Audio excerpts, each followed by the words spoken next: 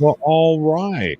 It's the two beardsmen of the apocalypse today. The other two may or may not be here. We're not sure, but we at least have the real person with PhD Tony. How are you doing today, sir? Um, uh, I've been, lightheaded for 3 weeks now, and it's beginning to lose what little novelty it had. Um, I can imagine. how are you?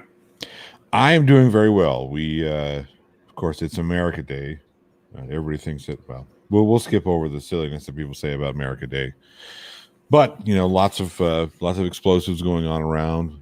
It'll be that way over here for about 2 weeks, which is really Mm-mm. really weird. I went to go Yeah. buy fireworks for the kids, and God damn them, I did not realize how expensive these fucking things were. Well, I mean, it's uh, it's always weird because America kind of sounds like, from coast to coast, it kind of sounds like the suburbs of Beirut from the 1980s.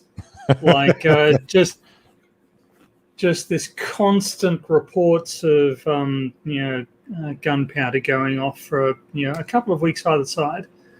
Yep. So I guess they have to be getting scarce at some point.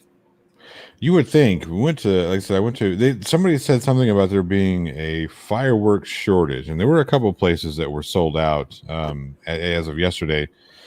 But I went to one of those, pop-up places, like one of the bigger ones that had an actual inside store, then a couple little, trailers outside. And they had boatloads of fireworks there, but you had to be ready to drop some serious coin. I mean, a couple $1,000s if you wanted to stock up. And Right. I thought to myself, this is fucking absurd. Can I just get some Roman candles, some sparklers, and some poppers? Even that little bit that I got cost me $40. Wow. There you go. It's just insane. Well, I mean, they're trying to get you to be responsible. I think that could be it. Somebody said, well, it's because of the fireworks shortage in China and not making this, that, and the other, and COVID and all that stuff. That could be true as well. But my goodness. I hope the kids enjoy this thing. We have block party today, so I remember a block party that I attended years ago in California when I went to go visit my grandparents. It was a 4th of July weekend. This must have been it was more than 10 years, almost 15, almost 20 years ago. And we went to the jacked up thing is I get terrible motion sickness, so I can't get on a plane without feeling like you probably feel right now. So they said, here, take some motion sickness pills, or take this medicine. I forget what it was called. Doesn't matter. So I took one of these pills, and it fucked me up so bad. We left on the 1st, got there the 2nd. I don't remember the 3rd, and the only thing I remember about the 4th was the truckloads of fireworks at this block party. I mean, there was a 6 foot, those 6 foot pop-up tables that was covered in fireworks. And then there were 2 trucks that had their beds full of fireworks. That sounds actually moderately dangerous. It was moderately dangerous because somebody shot a bottle rocket at one of the freaking trucks and just missed going inside. Dramamine, that's it. Thank you, Casey and Randy. Yes. It just missed going inside the bed of the truck to make a huge explosion. Well, you see, this is that explosion in Beirut was apparently related to some unused fireworks that have been hanging around for a while, in addition to some ammonium nitrate. Oh, that's fun. That people didn't. Yes. So, but I discovered that one of the largest conventional explosions actually occurred in your great state. West Texas, yeah. The grain silo. Well, no, the Texas City. Okay. where multiple container ships packed with ammonium nitrate. Yep. That was yeah. I remember that one now. I remember the one in West because that video that was going around where this father was sitting out with his daughter and they were watching this thing burn and then it exploded. Like, what did you think was going to happen?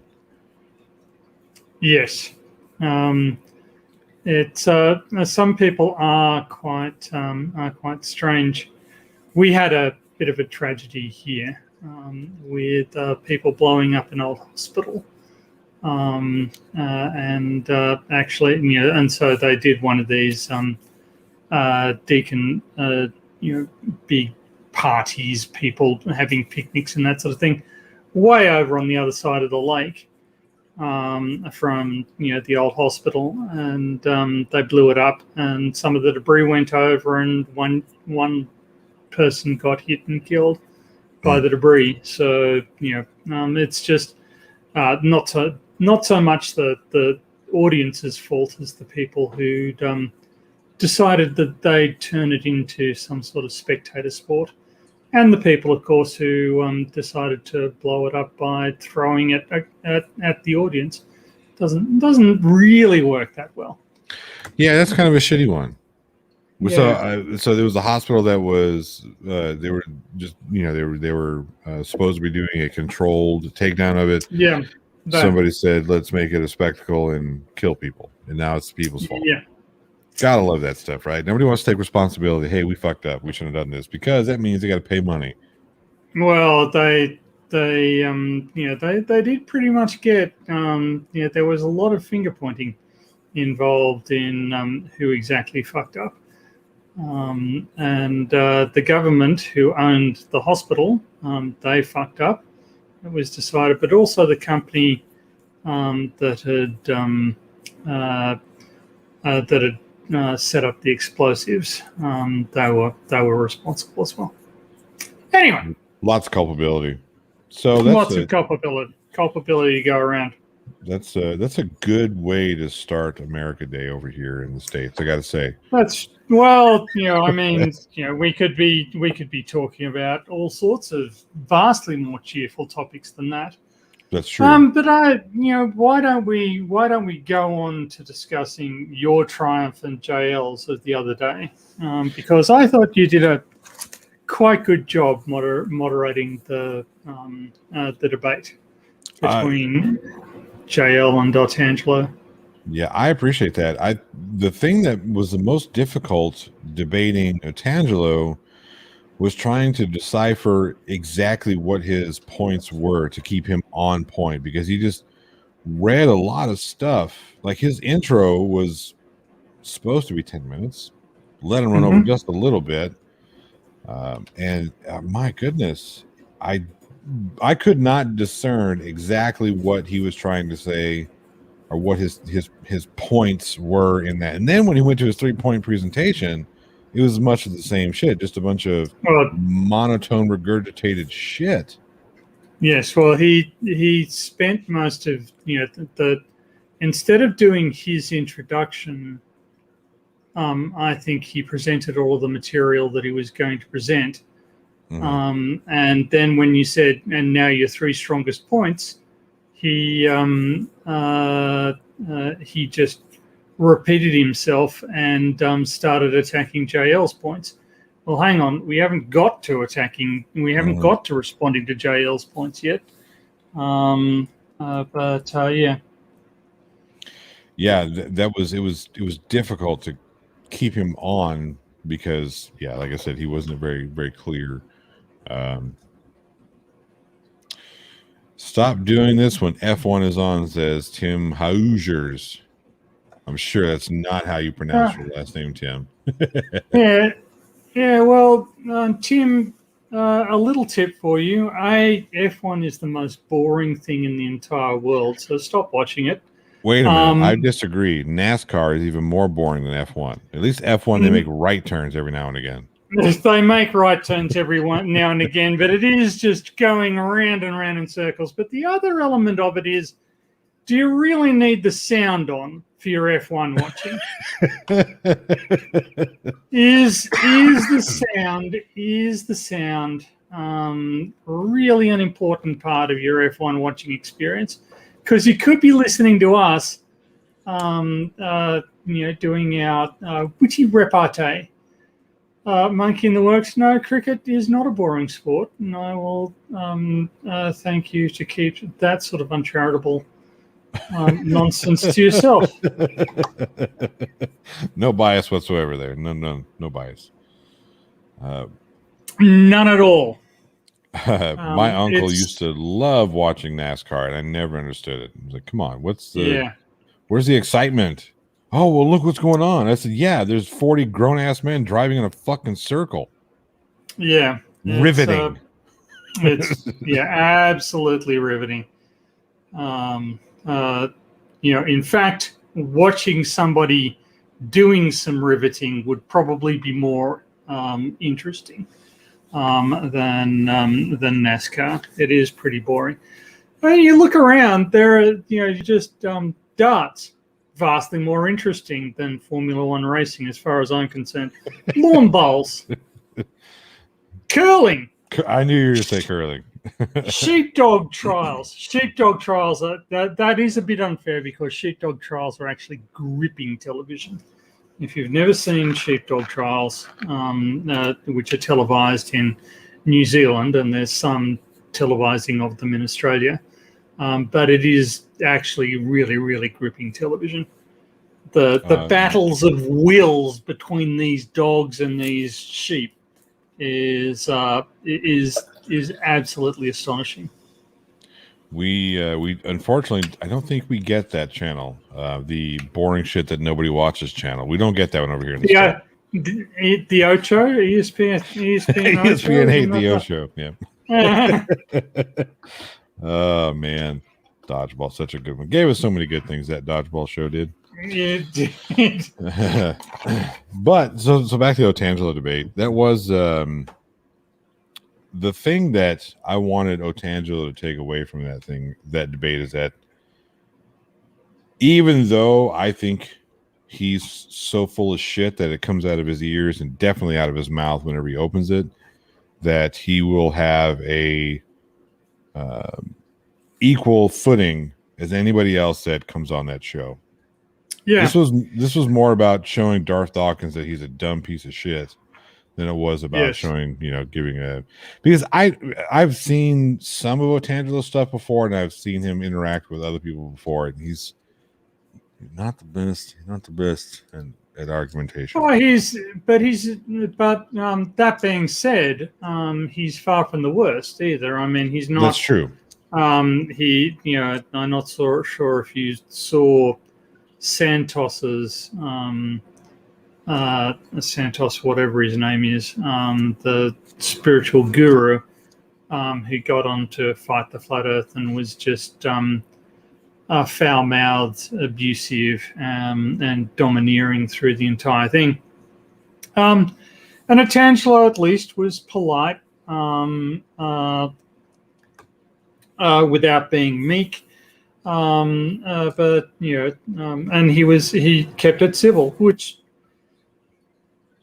an individual like Darth Dawkins is impossible of doing. So it's just I think Otangelo did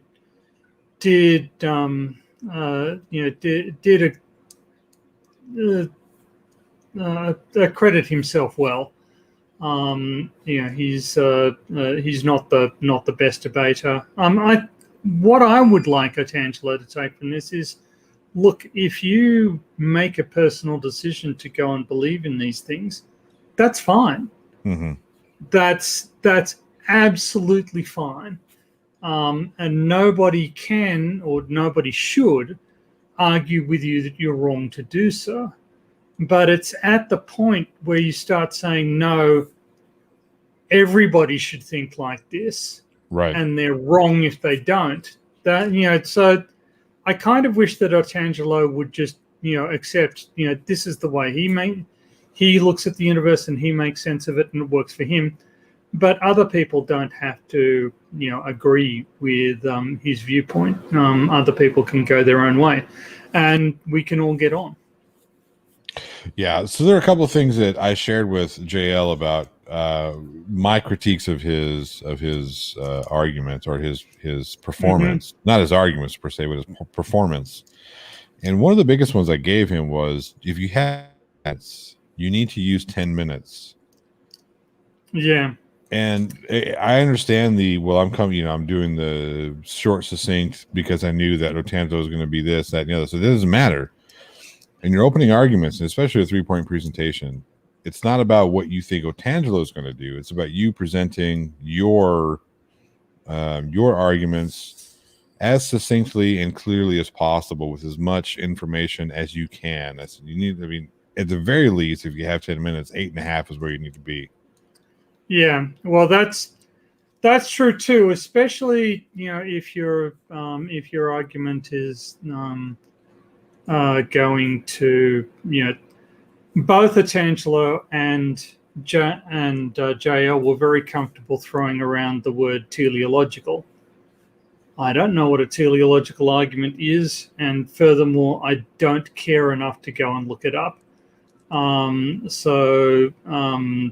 But either of them could have explained what a teleological argument is, and given that given that JL had so much time at his disposal, he might have wanted to explain a little bit, because he has a tendency to use jargon that really makes it sort of impenetrable. And people say the same about me. People say that I use language that is far too technical during my videos, and I can see that criticism. But right, I think the thing that people seem to forget is that when you're debating someone, yes, you have an opponent, and your objective is to outperform your opponent, but your audience isn't your opponent. Yes. You have to play to the audience a little bit. And if they don't understand what a teleological argument is, then you can say these smart words all day long, and it's going to be for naught, because no one's going to understand what the fuck you're talking about. Yes, and it's and I sort of felt like they were communicating with one another, but they weren't necessarily communicating with the audience that effectively. So it was a bit unusual. Right. Although I like surprise. Irish Demon has injured himself again. Is he playing with sparklers? No, he stood on a piece of glass. All right, we'll call him John McClane. He says, well, I feel like that's undeserved. Yeah, he's not Nakatomi Tower saving people's lives. No, he's not. Clive Wells says he never uses technical terms in his videos. Wonder why that is. Clive Wells is a liar. Well, is it a technical term or is it an industry term? It's definitely a technical term. Okay, fair enough. Irish Demon says, correction, it was a broken piece of plate. Yes. Well, regardless, we are all shocked to hear that you have managed to engineer yet another opportunity to injure yourself in a truly spectacular sequence of inadvertent self-harm. Now, either you are, an evolutionary oddity, or perhaps Mrs. Demon beats the shit out of him, and he just comes up with ever more absurd ways to cover it up. That's right, like he fell down the stairs. I stood on a plate. It's not. It's not. I was strung upside down and my feet beaten to pulp. Yeah. For almost setting the house on fire. Right. Irish Demon, do you still have sparklers? Thought that was so funny when you try to put it out in a glass of water.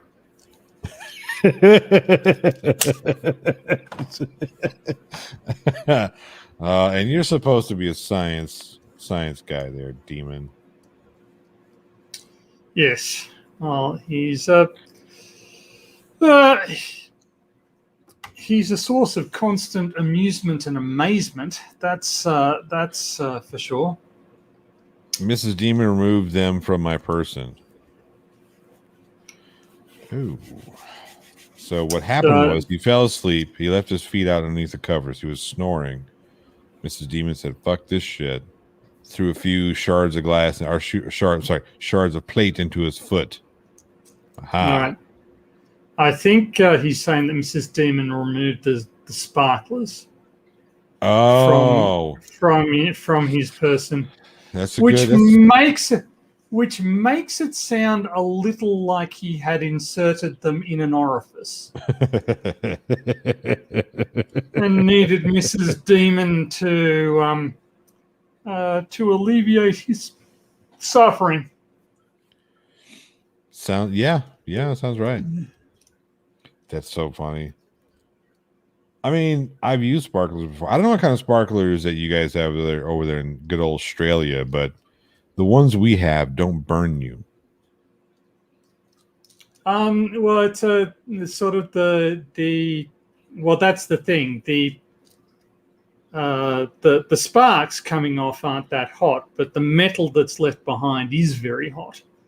And I think that the problem that Irish had was that it sort of wilted towards his hand almost instantly, and it is very, very hot metal. That's true. That magnesium shit burns pretty fucking hot pretty quick. Yes, that's right. It's one of the if memory serves, I'm pretty sure that it's one of the active ingredients in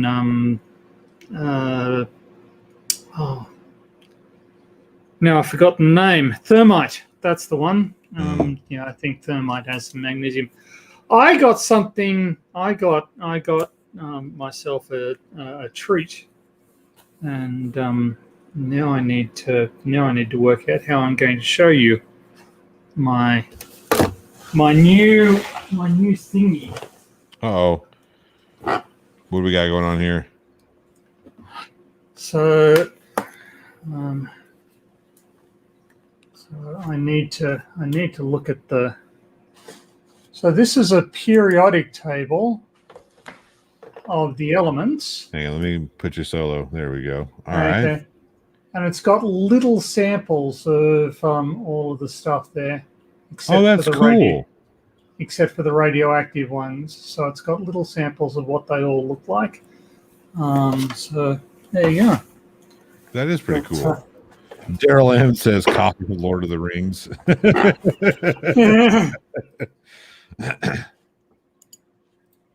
I would like to see an abridged copy of Lord of the Rings where they cut out all the unnecessary descriptors and just get to the meat of the story. I think it would be like 5 pages long, though.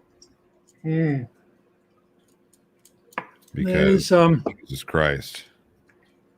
Yes, it's and I do feel guilty because I haven't put out any videos. I haven't appeared on any streams for the last few weeks since I've been feeling pretty crap. I haven't done any videos. I haven't done any of the PhD hates literature stuff with Chris Durham.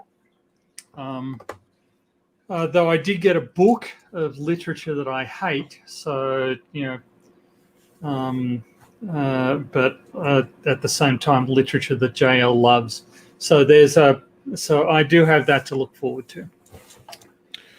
Well, I mean, we can't have like 50% PhD Tony hates literature. We got to have it all the way. It's got to be all the way. Yeah. Yes, it's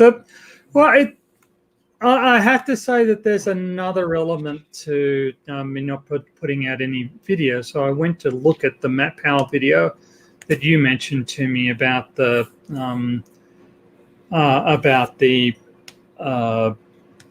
helium in the zircons, and of course he's completely wrong because he leaves out the fact that helium is produced by radioactive decay. But it's actually, the story behind this is actually much more complicated because there's a bunch of scientists, who work for creationist organizations, who get together and come up with ways to confuse the issue.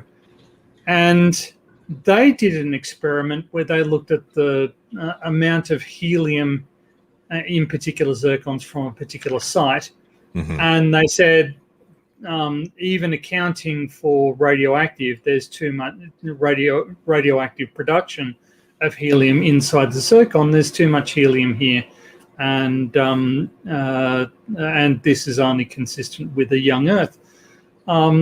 And I just got so dispirited because they're basically spouting bullshit from beginning to end. And Matt Powell and another scientist came in and said, and sort of summarized it, and then Matt Powell summarizes it again, and then the Christians come up and they listen to Matt Powell, who doesn't know what he's talking about, because it's been summarized by somebody who knows better what they're talking about but hasn't explained it properly, who got the story from some people who were just pulling shit out of their asses as far as but dressing it up so that it looks like science. And it's like, so you've got this conveyor belt of bullshit from these guys with PhDs who should know better and who should be constrained by ethical principles, you would think, but they're producing this nonsense whose the only purpose in doing this is not to convince me, it's not to convince the scientific community. The only purpose to their activities is to lie to Christians, is to misrepresent the evidentiary basis of underlying geochronology. So they're just lying to Christians, and the Christians are grateful for being lied to. And it was just like, okay, so you guys are supplying a surface. Matt Powell knows that he's full of crap, is my understanding. He knows that he's full of shit, but he also knows that his audience just want him. They want to be spoon-fed this shit. Yeah, they want to be spoon-fed this crap. So yeah, it's really sad, because there are so many different ways. We talked about it before the show. You can be an honest theist and say, look, I believe in the Bible because I do. I don't think it's factually 100% correct. I think it's a book of, it's a book to make you think. It's a book to, whatever. But to sit there and say it's 100% factually, especially with all the glaring contradictions in the Bible. Yeah. How can you say that it's 100% factually correct? Like, even the books of Matthew, Mark, Luke, and John don't get some of the same stories correct. No. And I mean, if you look at one of the big things is the Book of Exodus. The Book of Exodus starts with a duel of magic between, Moses and his brother and the Pharaoh and his magicians, which Moses and I think it's Aaron end up winning. But there's no, it basically, they turn their staves into snakes. But Moses' brother produces a bigger snake that goes around and eats all of the other magician's snakes. But that's not, there's no suggestion in there that the Pharaoh's magicians can't do magic, or that they're dependent on God, or that these are miracles. No, they can just do magic. It's reliable for them. So as soon as you claim that the Bible is 100% historically accurate, you are asserting that you can prove that magic is a historical reality, is a physical thing that people can turn, at the very least, sticks into snakes. There's Right. also the story of the Witch of Endor, who was Mhm. able to summon a spirit back from the afterlife in order to talk to David, Solomon, somebody. Yeah, Who can tell? one of those big ones. Yeah, But yeah, that exactly. You got things like that, and the fact that there's no evidence that there was a world flood. There's yeah, no the evidence that the Jesus of the Bible is a construct of several different people is pretty strong. Um, yeah. I mean, it's just, and I think you were saying earlier, that if you just look at it as, there's a decent message in how to be a moral person in there, um, but you need to distill it away from a bunch of unnecessary gibberish. yeah, if you get rid of all the racism, sexism, and all that other stuff, it's not too bad. It's not Yeah, necessarily bad. um, I wish people would just get over that. Matt Powell pisses me off. Matt Powell can't hold and piss me off. I gotta say, it yeah. piss me off because Well, yeah, no, they are liars, and they are frauds. That there's not an honest bone between the two of them, not one. and I think that sort of Matt Powell knows full well that he is embarking down a career path of fraud. He Mhm. is lying to his flock, but on the other hand, he's not really defrauding his followers because that's what they want. They want somebody to bullshit them in the way that he bullshits them. So he's supplying the service that they're asking for. Right, exactly. I yeah. There was a time that I attended services, Mm-hmm. some by force and some by choice. And the ones that I attended by choice, I pretty much lost all interest in it once they started bringing in their political nonsense. They would Right. get up there and say, one of the things that one of these people would say were not, hey, if you vote for somebody if you vote for a Democrat, you're of the devil because only people vote for Democrats if they believe in abortion, and abortion is of the devil. It's like, God, fuck off, guys. Yeah. Fuck off. There is so much more to, and that's part of the issue that I have with with mixing politics and religion is that that's what has become. Religion has made political voting a one or two 2 point exercise, and it's not. There's so many different nuance to Yeah. all Yeah. political Well, spectrum. it also encourages a sort of an absolutism in the sense that people who disagree with me are evil. And again, sort of, I think that everybody has a right to their beliefs. Like, if they want to believe in a particular religion or particular syncretic belief system, fine, go for it. Just don't allow it to overwhelm, to trump rational understanding of the world around you. And I think that we've gotten to a place where actually large portions of our society are losing connection with objective reality. Mm-hmm.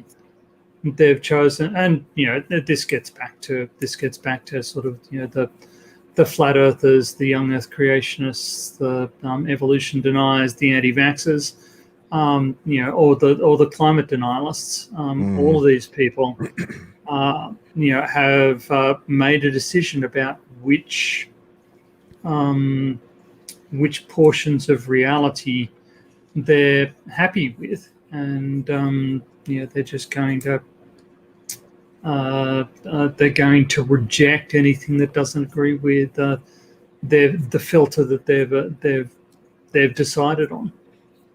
Right. I just don't understand why it's such a big deal to them to deny objective reality. I get that it challenges their position, it challenges their faith, but I thought that's what being a person of faith was about, dealing with those challenges.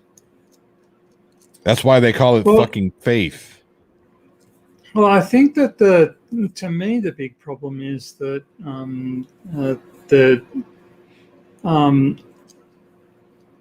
they don't trust God. So if humans arose by evolution, then the question becomes: so where's the boundary between human and non-human? At what point did these creatures have souls or not have souls? Or do all animals have souls? In which case that has its own theological consequences. But if you believe in God, then that's God's problem. That's not yours, right? I don't see that God has to do his problem in a way that he could tag out and get a human to do it. I gotta say that the whole business of it, I just don't get. It just makes no sense to me. It makes no sense to me. Like these people, the flat earthers, going back to that, the flat earthers who use the Bible as a means to argue for the flat earth, right? Like that's a huge thing. Oh, because the Bible says, A, why would the Bible say that? B, what fucking difference does it make? What difference does it make? Well, I mean, this is the sort of the I think that if you're taking that view, then that this is the most simple-minded view to take, which is to say that you don't need to be selective about the Bible. You don't need to put any thought into interpreting it or putting it in context or assessing its its authorship and the author's intent and career path. Clive was saying earlier, without a pre-existing moral compass, how do you decide, which bits of the Bible you're going to pay attention to and which bits you should ignore? Right. And this is actually a profound question, because a successful religion actually has a broad enough central scripture that pretty much anybody can pick bits of it that will fit with them. If your holy book says outright, well, racism and slavery are bad, then it's less likely to be successful, because you just excluded part of your potential audience, and furthermore, a portion of your audience that is likely to be successful and economically prosperous. It's so that would be a bad decision in terms of trying to infect people with your religion more efficiently. I see so many people trying to defend, well, the Bible this, the Bible that, and whatnot, and then you've got the folks you're talking about who use those certain passages in the Bible to justify their bigotry or their hatred or their I don't understand. Well, I do understand. I do understand why. Yeah. But it doesn't make real sense to me why we can't sit there. Why people of of faith can't say, look, yes, the Bible references this stuff. It was bad. It was wrong. It shouldn't have happened. Yes. I don't think people should be slaves. Yes. The Bible encourages the Jewish people to kill and enslave and to sexually dominate the women of their enemies. It's not strong on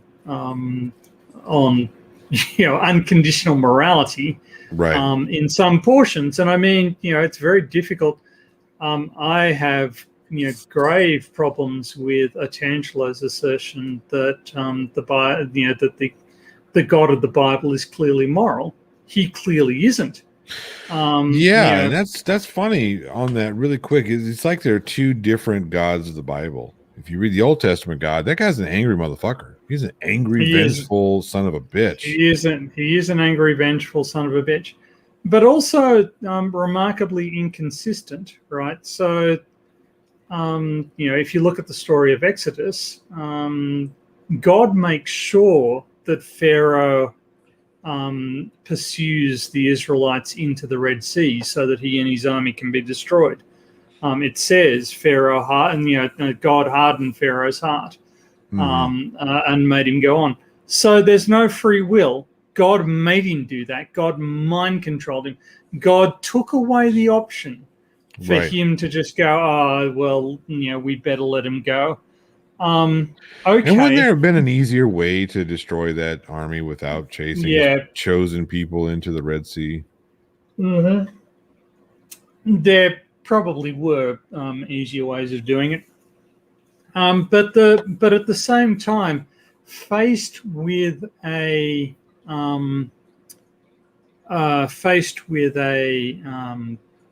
planet full of people who are being disobedient, does he make them do the right thing? Does he mind control them?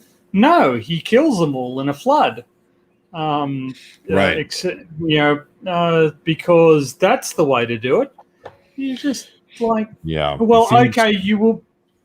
you were willing to take away this person's agency to get him to drive his chariots into the Red Sea, but you decided that killing everyone was a better plan than changing their mind or something like. Just skeptic Dank, I find the lack of beardsman here disturbing. Well, we've got one who's getting his foot sewn back onto his leg. He should be here shortly. So there'll be three of us, and JL, Mr. JL. JL, man of leisure, no longer has a job to go to, so he can piss off and leave us to carry the can. And I'm ill. God damn it, I'm not well. I'm not laughing at the fact that you're ill. I'm laughing at your rage against it because of your health. Well, I'm miffed. If I can drag my diseased, bloated carcass out here.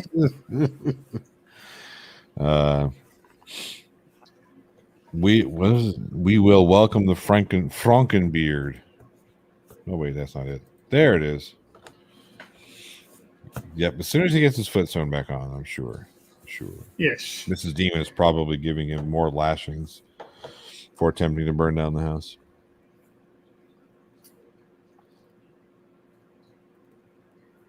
Don't worry, Irish. We'll wait.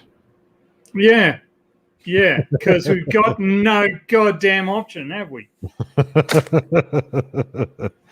Daryl M says Irish is swooning from the lack of blood. That's probably true. True. Although, contrary to popular belief, your foot doesn't bleed that much. No, it doesn't.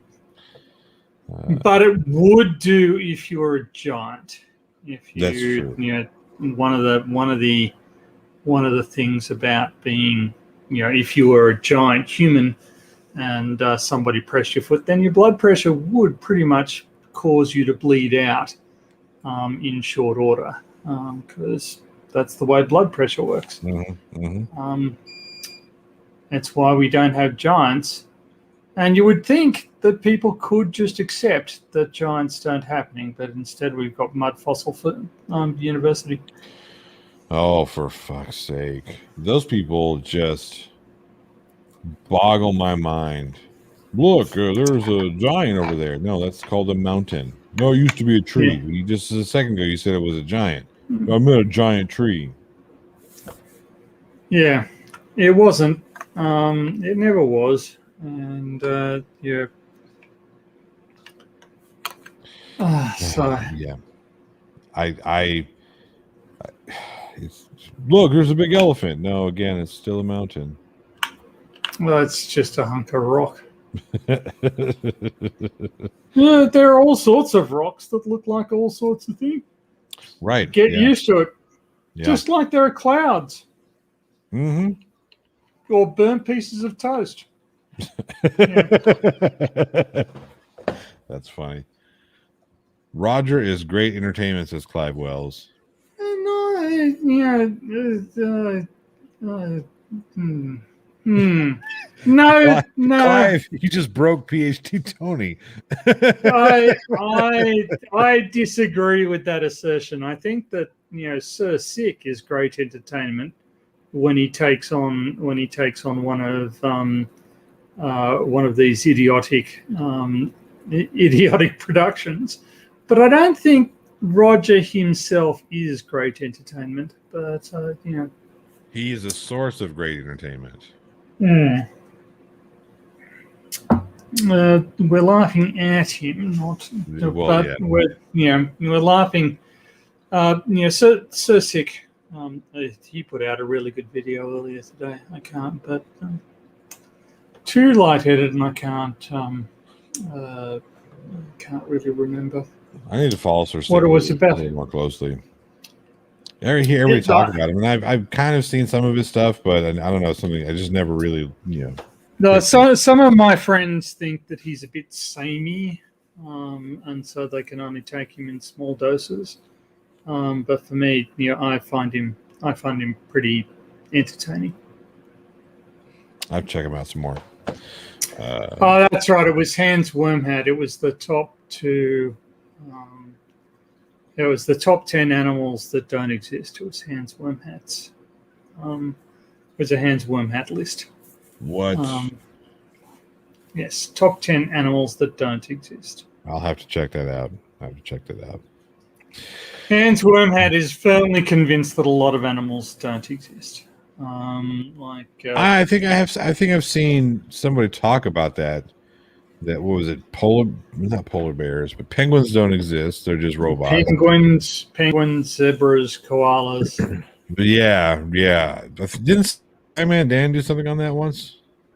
Yeah, I think he did. Kangaroos aren't real. Yeah. Yeah.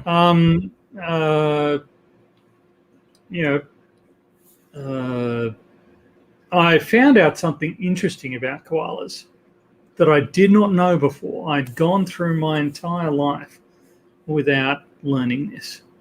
All right. Share with the group. Between the age of 6 months old and 12 months old, baby koalas feed by licking what is called fecal pap from their mother's cloaca.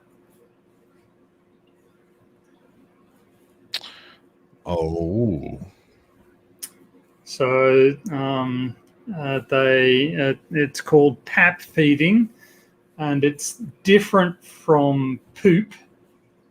So the mother koalas eat the eucalyptus and they pre-digest it, and then they secrete this pap from their nether regions. And the babies eat the pap between. But then they are completely weaned off by the time they're 1 year old. Lucky them. Rob Park said, "I could have lived it. If I have to suffer through knowing this, you have to suffer through knowing this." It's like that. It's like when you come across that really horrific, whatever, that picture of the human being that you never thought you should ever see, but you saw it, so you have to show your friends, so you're not the only one who's seen it. Yeah, that's the reason why that stupid 2 girls 1 cup thing made the round so quickly. Right. Well, there's a also the interior of a penguin's mouth, which is frankly just Monkey in the works. You're welcome. You're welcome. I get that complaint quite often on dingleberries and Klingons. People say, "Well, I was eating lunch." Blah, blah, blah. The first 2 times, okay, I get it. Yeah, right. Okay, I understand. You may or may not have expected that to come, but we're into like 36 or 37. If by now you don't know that there's going to be a shitstorm coming, then that's on you. Yeah, I even tell you that it's coming. You don't deserve the you don't deserve to eat if you can't learn a simple lesson. There will be the shitstorm at the end of almost every single Klingons video or Dingleberries video. That's the idea. That's the point. Is to why would you? Yeah, exactly, Skeptic Dank. Exactly. Clive Wells. That's just because they think they're chocolate covered eggs, because Eschar. Yeah. Speaking of fun sports stuff, I get emails from Major League Baseball all the time. Yay. Yeah. But if you don't know that you're going to get shit covered in a Dingleberries episode, then I need to work on it, though. I'm working on creating some sort of animation where the person who's getting dumped on actually appears in the dumped on portion of the video. So I got to figure that out. Right. Okay. But that's way above my pay grade.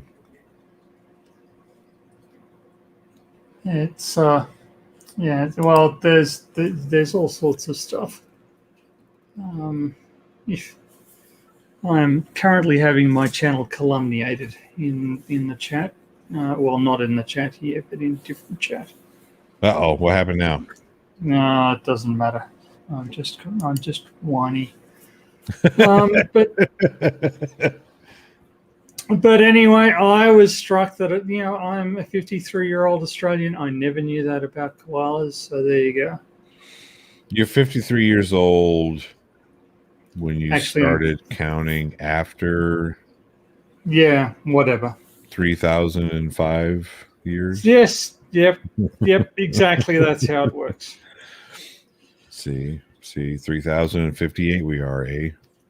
Yes. You look good for your age, I gotta say. For being, a few millennia old, you look fantastic. You look better than I do. Oh, well, it's clean living and not getting angry at people. being so even-tempered, being so even-tempered, calm all the time. All the time. Yes, yeah, that's what does it.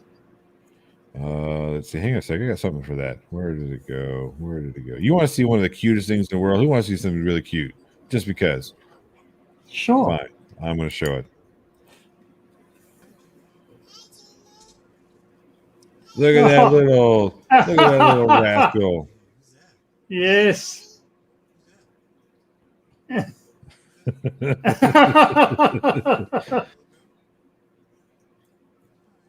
Oh my goodness. How cute is that? I go through videos, often old stuff, and I find these little gems. Right. Okay.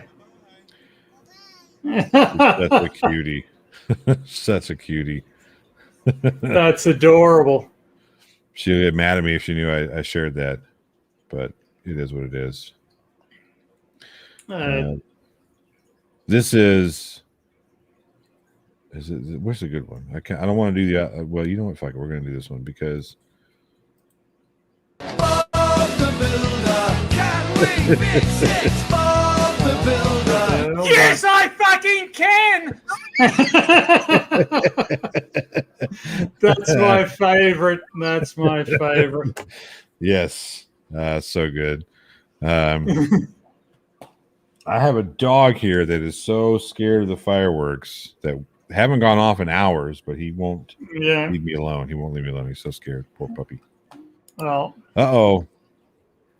There's the sexiest Irish person I know. What's happening? We just played, the two of the best things in the world. One was the Bob the Builder clip, and the other was Isabella when she was. You gotta play that again. What the fuck did I just press? I don't know Why am I hearing Aaron Ra's voice in my ear? I don't know. I must have pressed something. Okay, sorted now. Anyway, how are things? You tell me. Is your foot back to where it's supposed to be, or? Yeah, no, it's okay now. I put a big plaster on it. It was just like a tiny bit of plate. I dropped a plate in the kitchen, and one little bit. I hoovered it up. I vacuumed it up, and when I moved the vacuum cleaner, one bit fell back out, and I didn't notice it. And then I just stood on it, and it made like a triangle cut in my foot. So it was like really, really hard to clean it out and stuff. But it wasn't bleeding that much, but it was like a little bit, But I'm okay now, though. I'm all good. Yeah. You could tell it's blink twice if it was really Mrs. Demon beating you. She likes to throw plates at me. Yeah. So how's things? How's everybody? Well, I don't know about everybody. I've been explaining that I feel like crap, but I'm here. What's wrong with you? I feel like crap. What more do you want from me?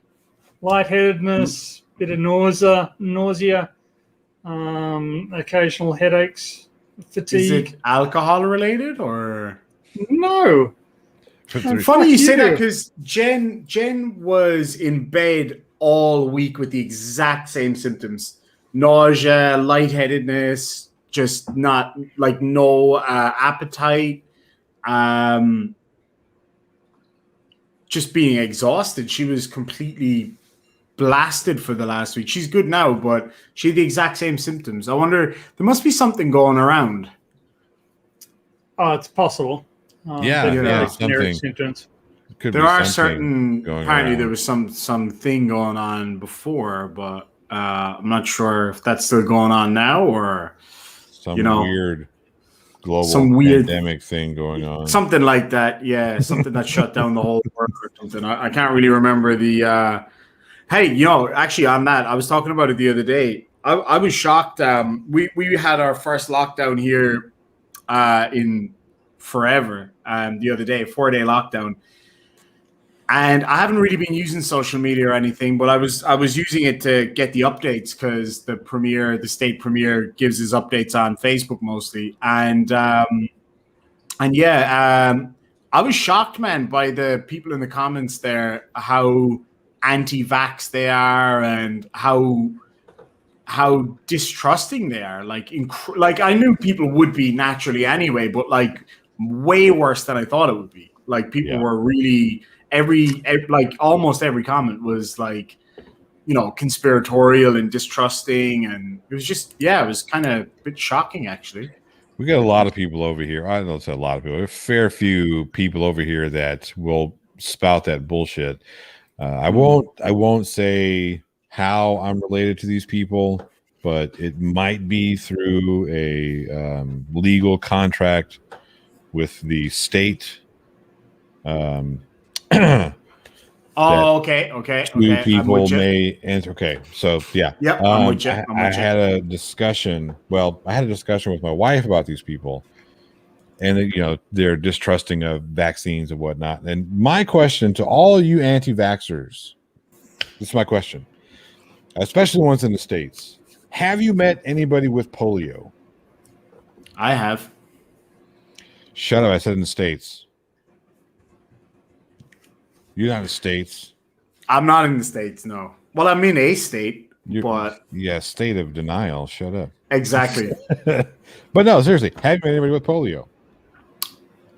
Yes. Okay. Oh, not me. Okay, sorry. Yeah. Okay, never mind. You right? So, how many people have you met with polio?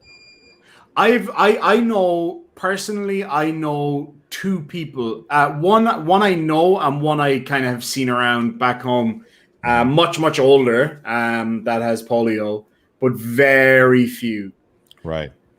And the thing is, right? Why if is you that? look at, It's something to do with some kind of a vaccine of some description. Yeah, some sort But of. you know, the thing is, right? If you look at in certain countries in the Middle East, not so much Iraq now, but certainly in Afghanistan, when the Taliban took over, actually not so much when the Taliban took over, but after the issues in the 80s and when, you know, Afghanistan started to break down, essentially, there was a massive distrust of Western medicine, and the Taliban mandated that nobody could take Western medicines. So included in that were vaccines. And now you see in Afghanistan a huge amount of children born with polio and other ailments that in the West would just be completely unheard of. It's the same in parts of Africa. A lot of kids are born with diseases that you wouldn't get in the Western world. You know, Right. it's and you, like, even a guy that I went to school with had a thing up on Facebook whinging about the vaccine, and he wasn't going to take it, and, you know, blah blah blah blah blah. And I was like, this is the same guy that I've seen at a party take a handful of random drugs from some random shirtless sham. I handed him a bunch of pills, and he just dropped them, and like drinks and smokes weed every single night, and, you know, smokes 30 cigarettes a day. And I'm like, I think perhaps a vaccine is the least of your worries. Yeah. It's kind of like, it's so conspiratorial. And it's like, bro, they're trying to put a microchip in us. And I'm like, dude, you are talking about that on a fucking iPhone. Yeah. It knows when you poop. Yeah. So, you know, it's pretty crazy. That's the thing that kills me is like all you people out there who are talking about all the conspiratorial nonsense about, well, they're tracking us, man. Yes, they are. Yeah, But and they have you are the one who's giving them all the updates.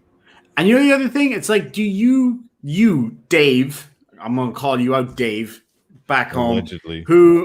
Dave, who has never been gainfully employed that I'm aware of, is not somebody of, and I mean no disrespect, maybe I do, who cares, is not somebody who is, you know, really that important or whatever. You really think that the Illuminati are going to waste their money putting a microchip in your ass? No, they don't give a shit. You tell them everywhere you go with your phone anyway, you dumbass. Mm-hmm. So anyway. Yeah.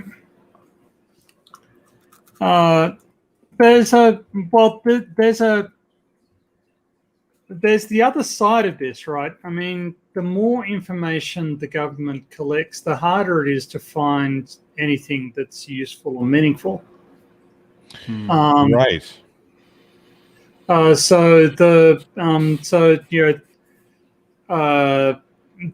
whole, you know, the resistance to having, for instance, you know, public surveillance cameras, CCTVs in in public areas.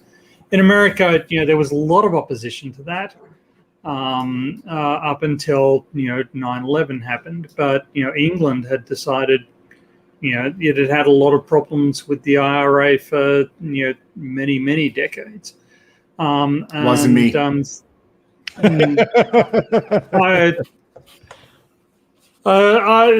It was a veiled reference. I mean, I'm not suggesting. I'll be right back. I'm going to be listening, but I just got to go get a drink. Okay. But one of the things is, yes, they can track what you're doing, but why would they? I mean, Right. And how would they? Do you imagine that they have some guy whose job it is to sit at a screen and monitor what you're doing along with everybody else who happens to be using that street that day? Exactly. Yeah. If you think about just the United States, there are 330 million people just in the States. The fuck are you doing that is that goddamn important? Nobody gives a shit that you're walking to work. Nobody cares. Yes. The idea that we are that important individually. Yeah, so a couple of weeks ago, Fight had me on to talk to Landry Chamberlain, who had questions about gravity, the shape of the Earth, and whether or not, and how old the Earth is. And I explained to him the reasoning behind, how we construct a timeline. We start from the historical data. We match it up against the archaeological data. We match that up against the tree ring data and the Varve chronology, and we match those up against the ice core chronology. And then we can link all of those to radiometric dating, and cosmogenic isotope dating, et cetera, and we can sort of bootstrap. We can check that all of them are producing compatible results. And I did this entire explanation, and Fight asked him, "So how old do you think the Earth is, Landry?" And he said, "Oh, a few hundred, maybe a few thousand years." You're just going, well, what was the point of me even saying anything? Like, I literally, I literally just wasted my time explaining it to you. And I said as much. And he said, "Oh, well, you're putting yourself up on a pedestal." Well, actually, I'm a bit of an expert on this sort of stuff, and perhaps you could listen to. Then at the end, and I said, "Look, oftentimes we as a society have to do something, and we need to do it quickly, and we don't have time for everybody to go out and spend the 8 years it might take to become an expert in epidemiology." And his response was, "Well, I work in an old folks' home, and I know that the vaccine kills people." Well, so here's the thing. He's 100% correct. Everybody who gets a vaccine will die. Yes. Well, yes, but it's it's epidemiology 101, right? I mean, if you so imagine yourself as the administrator of a nursing home. Mm-hmm. Who are the people you've got a finite number of vaccine shots to give? Who are you going to give them to? You're going to give them, one of the ways of giving them is just random, but another way would be the people whose health is most vulnerable get the vaccine shots, right? Then people start noticing that they have a greater tendency to die than people who haven't had the vaccine shots. That's got nothing to do with the vaccine. Yeah. That's why they were chosen to have the vaccine, was because they stood a higher chance of dying. And so this is why drug trials are normally, to the best of people's ability, done as double blind, so that the doctors administering the drug being trialed aren't aware of whether they're giving a placebo or an actually effective drug, because the doctors, will come across a really ill patient who is likely to die, and they will say, well, it doesn't matter if there's any adverse consequences. It doesn't matter if this person has an adverse reaction to this medicine. They're going to die without the medicine, so I'm going to give them the medicine if there's any way for me to. So you will find doctors who will hold up the envelopes that they're given to the light. They'll try and find some way that they can work out the difference between the placebo and the actual medicine. And by doing so, they're doing what they can for the patient, but they're actually distorting the trial. And it's a problem with how you construct drug trials. But it's also a problem with how people simplistically interpret the data. There are, another example is, you're wandering along a university. You see somebody who avoids eye contact, seems to be kind of Asperger's-y, and socially inept. Is this person more likely to be in the mathematics department or the economics department, do you think? Probably the mathematics department. Yeah, except that I've not told you what the relative proportion of mathematics to economics PhD students is. And it turns out that there are about that there are about 20 times more economics PhDs than there are mathematics PhDs. So while mathematics PhDs might have a higher incidence of autism-related conditions, it's still more likely to be an economics PhD student just because they vastly outnumber the mathematics PhDs. So, our perception, our a priori understanding of something isn't actually a good gauge of what's really going on. And people don't understand it. And I became quite hostile to Landry when he did that. He doesn't seem to have quite understood that I think that he's basically a sociopathic murderer because he's willing to endanger the lives of people around him based on a paranoid fear. I had an interaction with a lady earlier who was just in the store. And so we currently have a mask mandate here, which, again, is pretty new for us. But so we were all wearing our masks, and the lady behind the counter didn't want to serve her because she wasn't wearing a mask.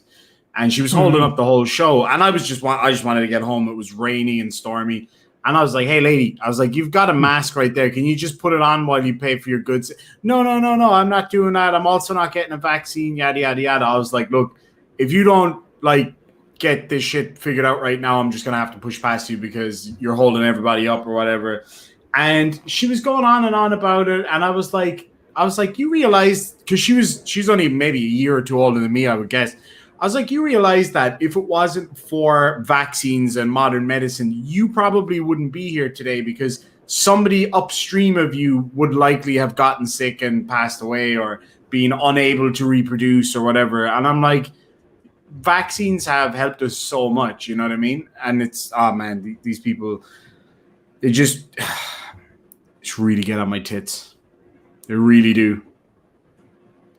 I get it, the whole, human tracking stuff is kind of terrifying in some regard, especially if you look at what's going on in China with the social credit score and all that kind of stuff, and people are worried that that's going to come in here. And people need to remember as well the type of, what would you say?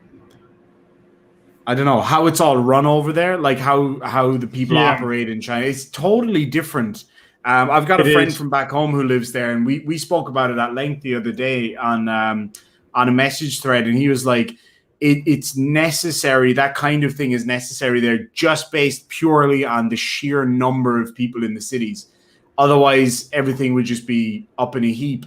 And it's unfair to a lot of people, and for sure it would be used politically. There's no question about it because it's so easy to do it. But for the vast majority of people, it just works out really well, But it is kind of freaky, the constant facial scanning, especially what's going on with the Uyghur Muslims and stuff like that. That is terrifying shit. That stuff is terrifying. There's there's been a lot of media attention on the Russian government and the Russian government's misdeeds, which to some extent have been more spectacular. But the Chinese, in shooting down passenger planes and that sort of stuff. But no, the Chinese government is an organization for basically committing atrocities. That's its business. And it does it on an industrial scale. So I don't think that there's we don't need to choose which of these two countries is the more hostile to democratic freedoms, because they're both bad in that respect. Yeah. With China, some of the main thing that bothers me is the inaction of leaders in the West with respect to the Uyghur Muslims being. We are seeing an atrocity before our very eyes from all the things that I've seen. Maybe there's more to it that I'm unaware of, but from what I've seen, we're seeing these atrocities before our very eyes. And then we're seeing all of the hostility towards Hong Kong and their freedom, Taiwan and their freedom. And what happens if China invades Taiwan? What will be the result? Will the UN and NATO step in and do what they've pledged to do to some respect? Will they stand in and stop that war? I doubt it. I don't think they're willing to risk war with China over Taiwan. I truly don't think they would. Well, I think that I think from a strategic point of view, you're wrong. Yeah. Because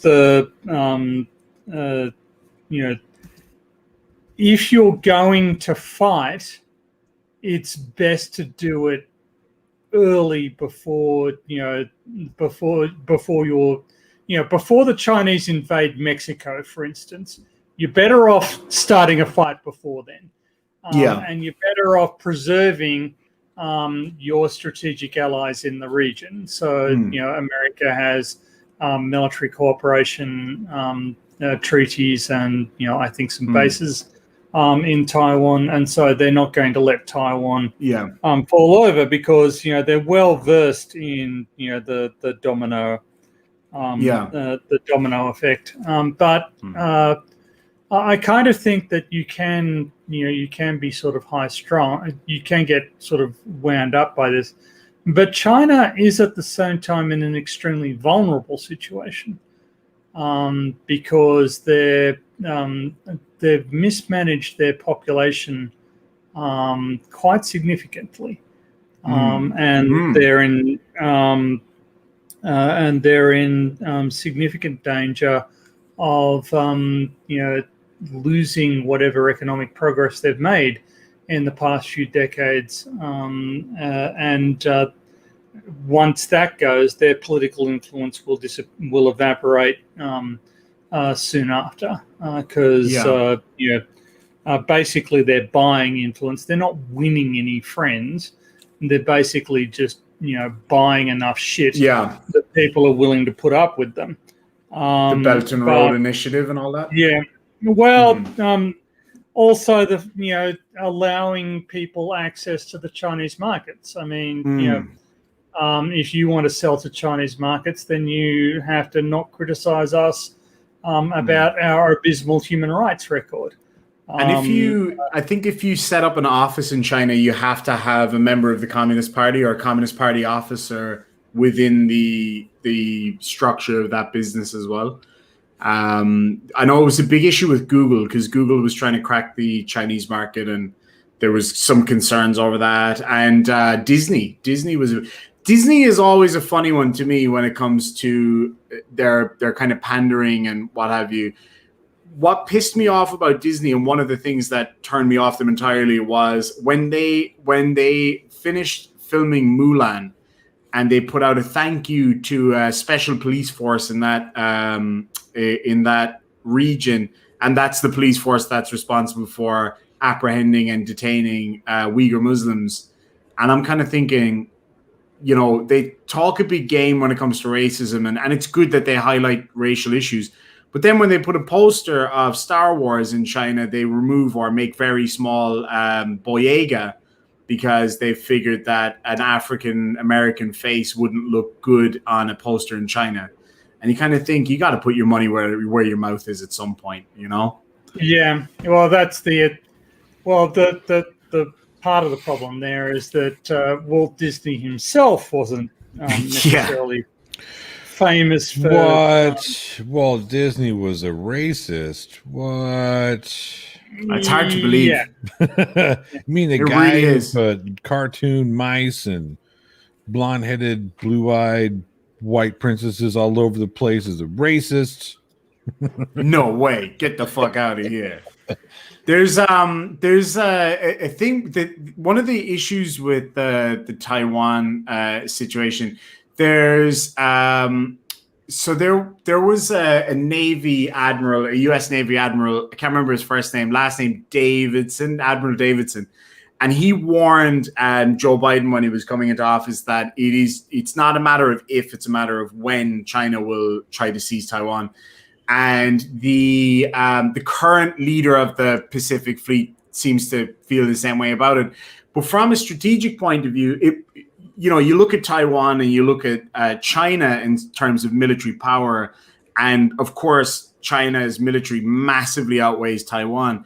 But an invasion of Taiwan isn't as easy as it looks. It requires a huge amount of support, tanker support and air defense support, which they just currently don't have. But they're building it up really quickly. Something like 1,400 incursions into Taiwanese airspace in the last 2 months by Chinese fighter craft. Bomber groups doing elephant walks through the area. That's some scary shit. I would not like to be in Taiwan right now. Testing the waters, man. Testing the response. It's like when the Russians fly their what is it? The Bearcat bombers up through up north of Scotland, waiting for the RAF's response time, and they measure the response time and that kind of stuff. So, but I think it's gone beyond that now. Well, Dora points out that they're already, mightn't they not try taking a few uninhabited Japanese islands? Well, they are. They are taking islands that other countries claim. The Philippines, in particular, some Vietnamese properties. But this is the strategic error that they're making, is that they're pissing everybody off. So if you were able to isolate Taiwan and just say, look, we're only interested in Taiwan, trust us, if you let this happen, everything will be hunky-dory. But it is patently obvious that is not the case. They are encroaching on the Philippines. They are encroaching on Vietnam. They're encroaching on Japan. So to my mind, the fact that they are so obviously belligerent and expansionist, and I think that the Chinese regime definitely see it as their destiny to rule as much as the world as they can, to extend the Chinese empire, to bring what they consider to be good government to as much of the globe as they're able. Now, but what that means is that countries like Vietnam, like the Philippines, and like Japan aren't going to accept Taiwan being trod underfoot, because they know, this is like handing the Sudetenland over to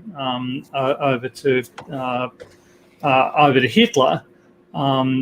The more you give them, the better the position, the more springboard, the more easily they can springboard onto their next conquest. So you're better off just stopping them at the get-go. And the countries in the region are aware of that. Yes, there are definite warning signs that China is, China is being very aggressive. Always have been for many decades. I remember when one of their fighter planes crashed into an American intelligence gathering craft and caused it to crash. You remember that? That was a few decades ago. They've always been quite pushy. They've always been quite expansionist.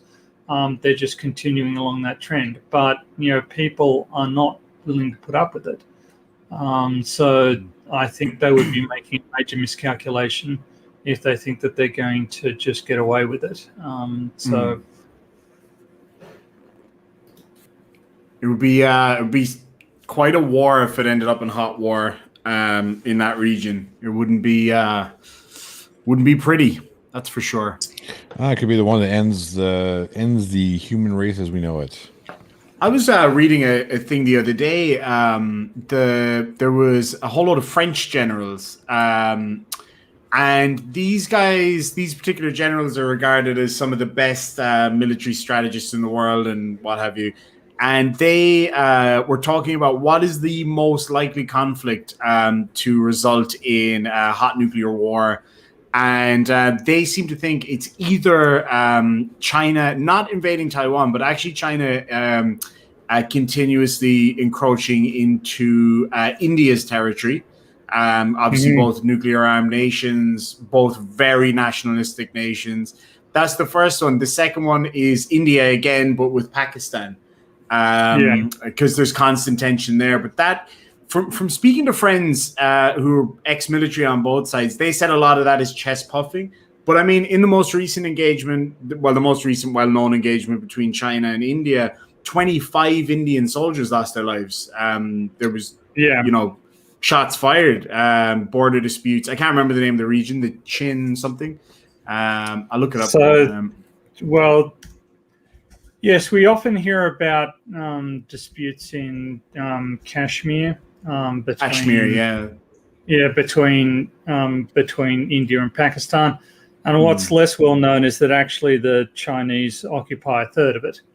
And so if you go to an Indian-friendly country, you look at a map, it will say India owns it. If you go to an Islamic country, it will say that Pakistan owns it. But the reality is that a third of it is occupied by China. So there is potential there for conflict to arise. So one of the regions is the Arunachal Pradesh. I've read up on that before. The McMahon line was the demarcation line that was drawn up, I think, in the after World War II or whenever it was drawn up. And that's one of the disputed regions. But the main one was the one in I think it's in the northwest. And there's a massive buildup of Chinese soldiers in that region. The Depsang Plains, it's called, up to the, I think it's northwest area of Tibet, which is one of the big disputed regions. But yeah, it's pretty brutal stuff. Yeah. Well, I mean, and it is, but it's sort of the, I think, to some extent, the Chinese need to be, I think the Chinese are becoming very much aware that they have some more pressing issues than acquiring islands in the South China Sea. And while this may make them feel good temporarily, it doesn't do anything to solve the structural problems that they have, quite severe structural problems that they have. And I mean, they're also in danger at the moment. They said, at the moment they're a very convenient labor source for Western companies that are producing stuff. But actually, other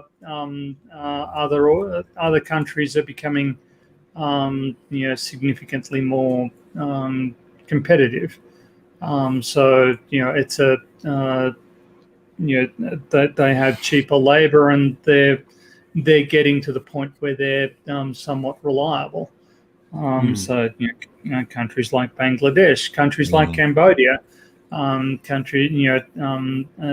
These are, and Africa also has, a large population, and if it can achieve some sort of, some level of political security, it'll be economically competitive as well. So, China has China has enjoyed a very favorable global situation for it in the past few decades, but I don't think that is necessarily destined to continue. So, which is not to say that none of these concerns are worthy of being considered, but I kind of think that it's futile to dedicate too much energy to these to speculations.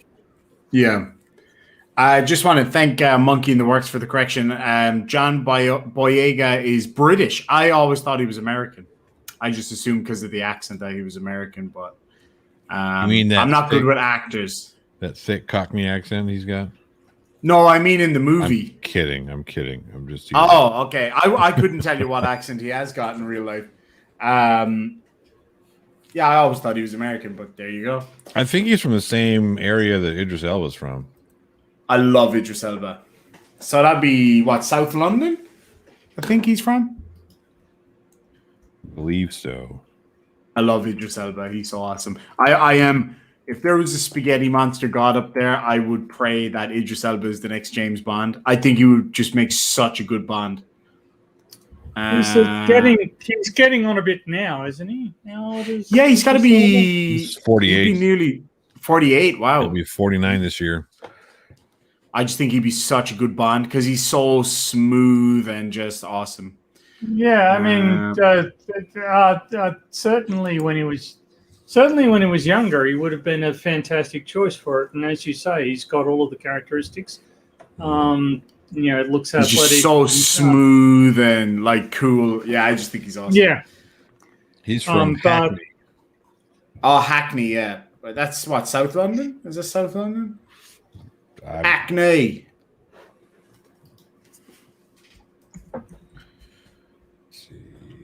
we killed the chat, I have to say. We did. Safe London. Let's see here. He is from. Oh, North London. I always thought it was South. Oh, he's from so Boyega is from Peckham. Oh, Peckham. That's the East End, isn't it? That's southeast. That's where Del Boy is from in Only Fools and Horses. So no, they're not from Best show ever made. Anyway, they're pretty close. They're like 5 miles away. yeah, but isn't everything in England like 5 miles away from each other? That's a good No. point. Yeah. I mean, can't you fit the whole country of England inside of the state of Texas twice? Probably more than You that. may be able to do that, but you can fit Texas inside Western Australia 6 times. Oh my god! Yeah. Well, it's bigger. My dick is bigger than your dick. Well, you started the dick measuring, You did start it like a true Texan. Yeah, I you did not. I did and not then, start and measuring then to, on this. No, you did. You I started was saying- no. If you want to talk about that, technically, You can't fit England, America like 100 times. We know it's America Day, but that used to be a big thing in Ireland. They used to tell jokes about Texans coming to Ireland showing off. And there was one where a Texan was at a food market in Dublin, and there's a street in Dublin. What's the street? Hold on, I gotta look it has this no up. name. Oh fucking hell! Yes, Hold on, let me look this Got up 'em because both. I've been there a few times and it's been amazing. Oh yeah, Moore Street. If you ever get a chance, so if you've ever seen like Angela's Ashes or whatever. I think it was Angela's Ashes. Anyway, the market ladies in Dublin, they're on Moore Street, which is like the famous market street, and it's really the women are really like tough and fucking they're awesome. But this guy was like he was out and he had he picked up an orange or something. He was like, "Hey, what's this here?" And she was like, "That's an orange." And he was like, "Oh, in Texas we got grapes the size of these oranges." And she was like, "All right, yeah." And then he picked up something else. It was like an apple. He said, "Hey, what's this here?" And she was like, "Oh, that's an apple." And he was like, "Oh, in Texas, apples are the size of pumpkins." And she was like, "All right, yeah." And then as he was turning around, he knocked over a cabbage. And she said, "Hey, come back here and pick up that Brussels sprout."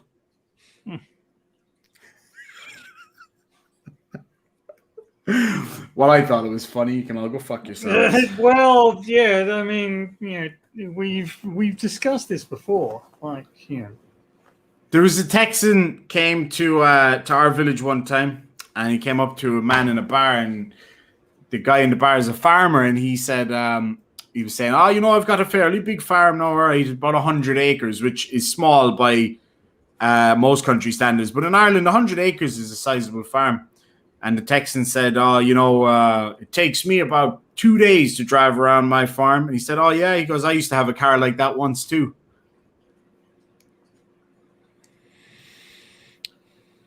So Daryl M says we have bigger cattle stations in Texas. I think The whole of Western Australia is a cattle station, right? Like, just FYI.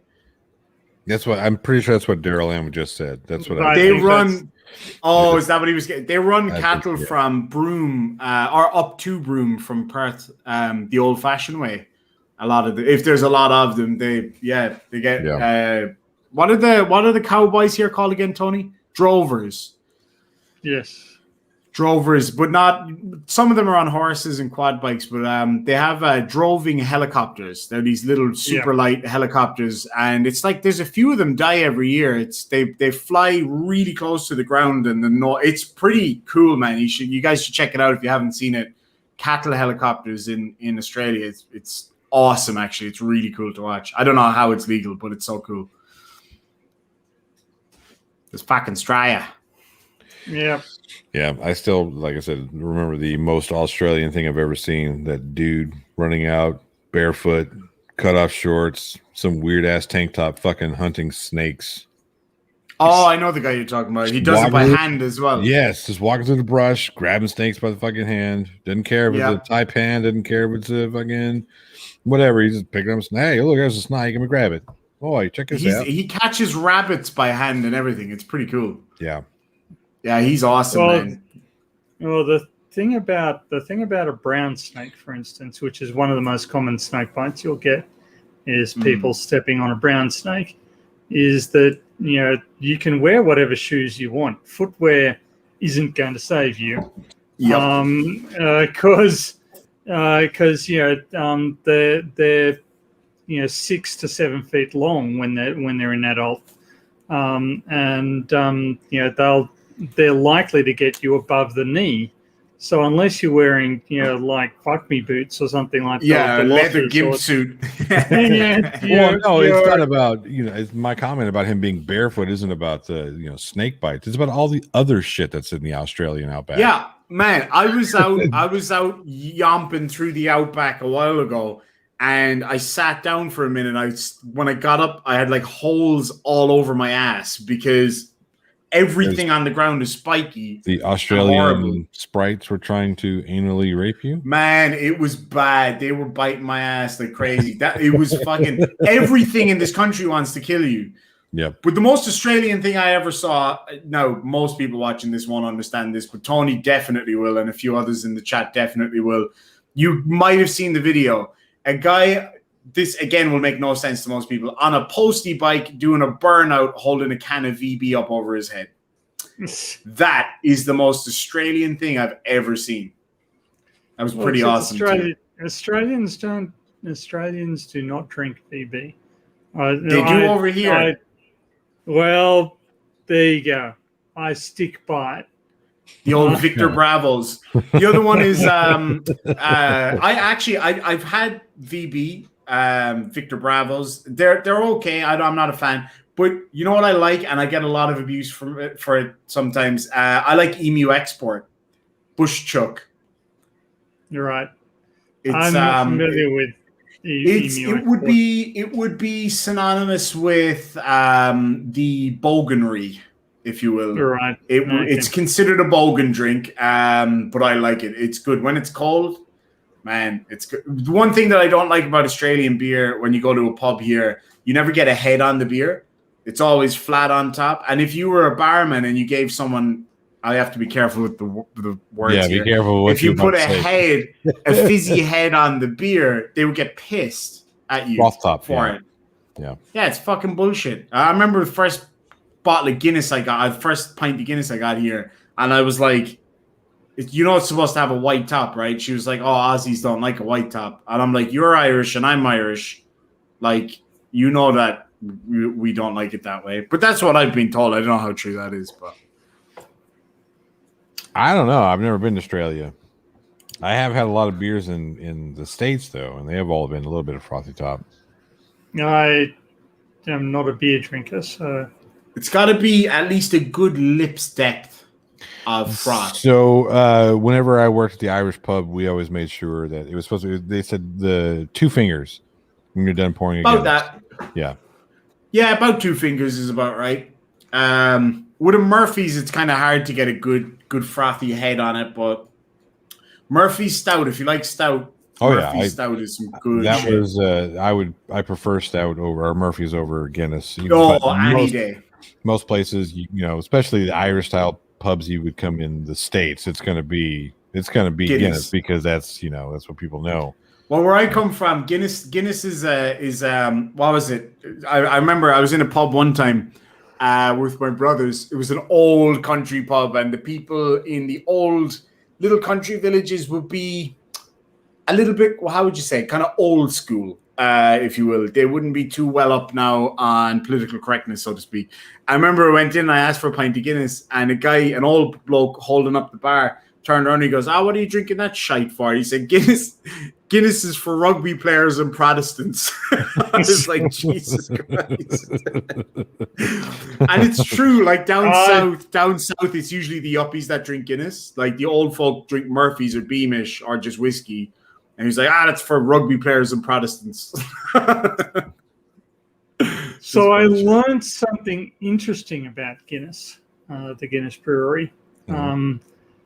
They developed an important statistical test called the T-test, which is related to how accurately you can extrapolate data from a small test population to a large test population. And this was developed because they had a small number of samples of the beers that they were brewing, and they were trying to determine the properties of the entire batch. So they had this statistician in who developed the T-test. There you are. So a statistical refinement instituted by Guinness breweries. That's awesome. Well, Clive Wells will doubtless be interested, but perhaps not anybody else anyway. But I thought it was interesting.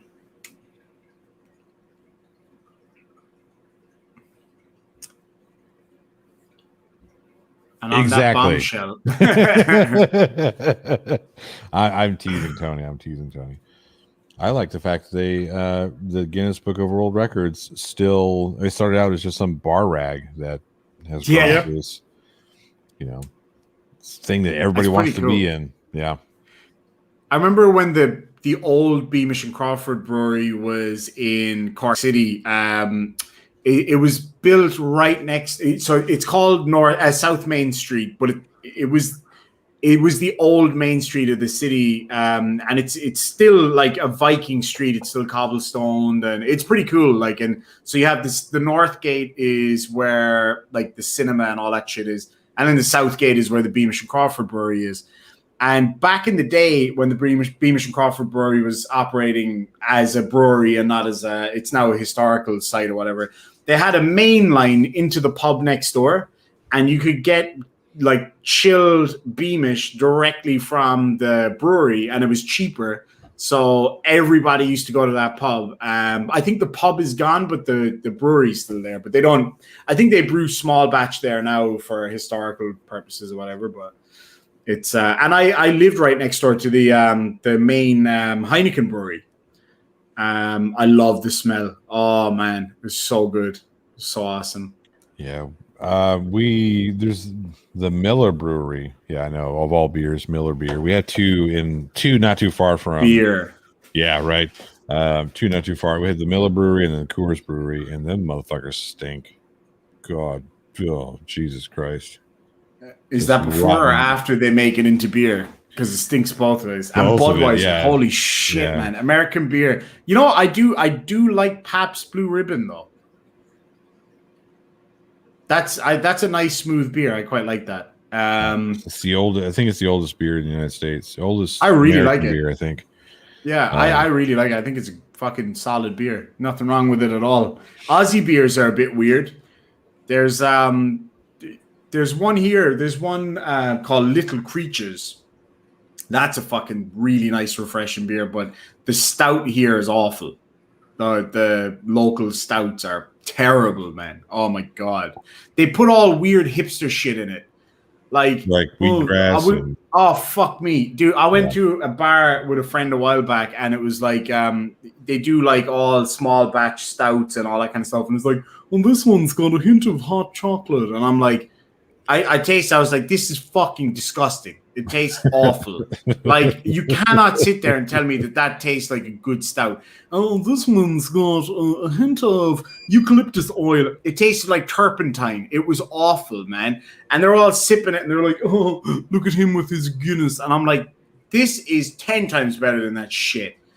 Like, adding stupid hipster shit to it. You know what I mean? Oh, it Just was to be aged different. in burnt oak barrels. It's like, so you made it taste like fire pit. Yeah. It's disgusting. It may as well taste like armpit. It's awful. See, I think the problem that America has when it comes to their beer is that everybody just assumes that when we say American beer, we're talking about Busch and Budweiser and Coors and Miller and all that shit. There are so many good microbreweries in the States. You can't judge us based on the four big ones. Yeah, absolutely right. I agree with that. We have bored. Look at Tony. He's just like, I don't fucking care about your beer. I know that. Well- I know the answer to that joke. Monkey in the Work says, my favorite Aussie joke. Why is drinking American beer like making love in a canoe? Because it's fucking close to water.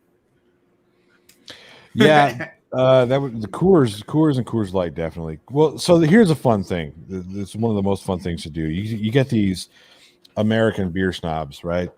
That, well, I only drink Budweiser, or I'll only drink Bud Light. I can't stand Miller Lite. And one of the most fun things I do, and a buddy of mine introduced me to this.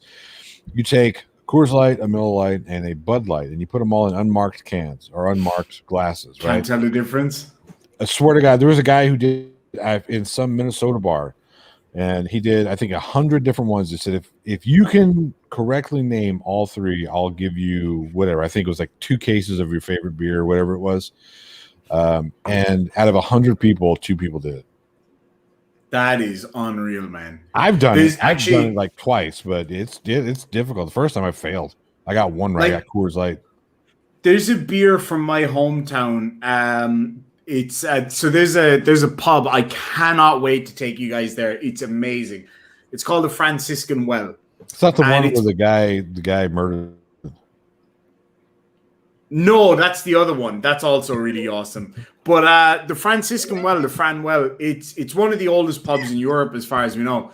It's been around for centuries, and it's right below the Franciscan monastery. Like, literally, there's a cliff, and the pub is below it, and it's like cut into the cliff, kind of. And they still make the exact same beer that the Franciscan monks used to make. And one of the beers they do there is called Blarney Blonde. It's like a blonde Pilsner, kind of. Oh my fucking God. It's the best. It is the best lager or whatever it is that I've ever tasted. It's like a lager, kind of. It's light and crisp. Oh my God. It's amazing. And the other one, there's a pub on the Keys called The Beer House. And you go in there, you pay $10, and they give you a little plate with like 8 little tiny beers. Mm-hmm. So you can, yeah. So you can ask for like, could I get you ask for like a plate of stouts, and they'll give you like 8 different stouts, or you just kind of go, yeah, just give me 8 randoms, and they'll give you 8 random beers. And oh man, have you guys ever tried Hoegaarden? It's a Weiss beer. Maybe. It sounds familiar, but I don't remember specifically. Fucking I good. think so. I think the German pub that we used to play had it on, either in bottle or draft. I can't remember which. Probably in bottle. Yeah, they have it in both. Yeah, it's bloody good though. I remember I had a Belgian beer the last time I was home. My brother buys weird beers all the time. It was this Belgian beer, and I had 2 bottles of it in quick succession because it was pretty warm and we were out working in the garden, and it blew my tits off. It that kind of beer, Belgian beer, can be so strong, man. It would put hair on your hairs. It's that strong. Like, it was. Oh, I'll never forget. I felt like shit after it too. It was brutal. One of my favorite news stories of of early this millennium was a group of Trappist Belgian monks who were suing the EU because their fortified beer was being taxed at the same rate as liqueurs because of its alcohol content. But it was a beer, so they claimed that it should be taxed at the same rate as every other beer.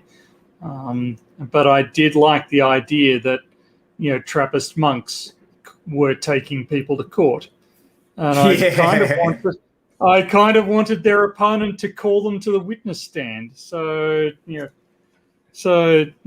would you care to explain why you think that you shouldn't be taxed at this rate?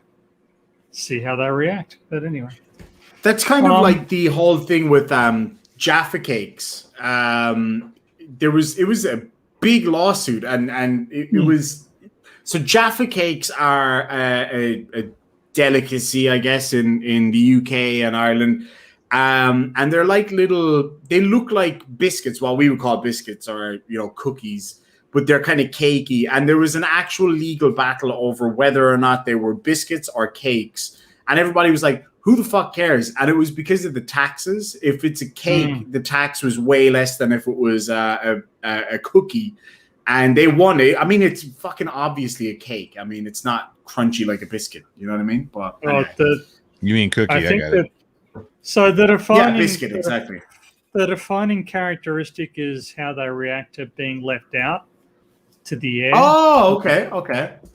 So apparently biscuits get drier and harder, and cakes get kind of softer and mushier, something like that. Maybe it's the other way. I can't really remember off the top of my head. Look, I'm afraid that I'm fading quite quickly here. That's all right. I was hear it on your voice. Yeah, I was going to suggest we wrap anyway because it's about that time. Sounds good. PSC Tony, do you have anything you want to give up? Well, there's lots of stuff I should give up, like yelling at stupid people, but I have fun doing it, and screw you all if you want to take away my life. But anyway, everybody's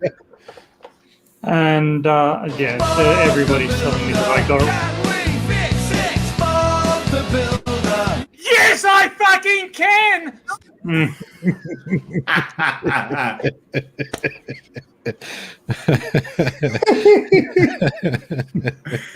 Oh, come on, let's get out of here because Tony looks like he's fucking an animated corpse at the moment. Okay. I had to. Sorry, Tony. That always brings a smile to my face. That was genius, Irish. That was I can't.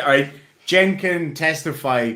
When I made those videos, I was sitting on the couch and I was, as we say in Ireland, in stitches laughing. I could not hold my phone because I was just, every single time I thought of a new song that would work, I just burst out laughing. I was like, this is the funniest thing ever. Oh man, we got to come up with some more. I'm sure there are some others. Oh, let's do it. All right, we're getting out of here, everybody. Cheers. Take care, guys. Have a good one. See you later, folks. Bye.